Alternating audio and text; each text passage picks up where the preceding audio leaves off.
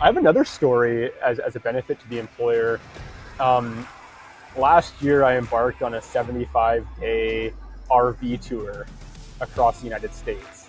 We hit 21 different states across 75 days. We brought 41 ZayZoon team members along for different parts of the journey.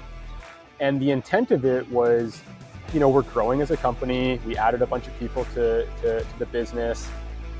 And we wanted to instill this concept of just ownership in our team, and this concept of talking to your customer and learning from your customers.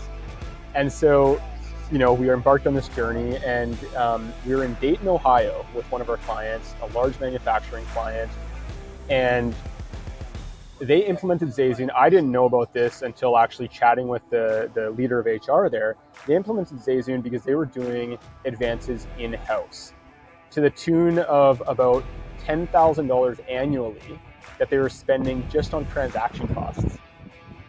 And so when you think about like the power of, that administrator, employees coming into our office, asking for advances, a paper check having to be cut off the side of the desk, maybe an off-cycle pay run or a wire fee being made.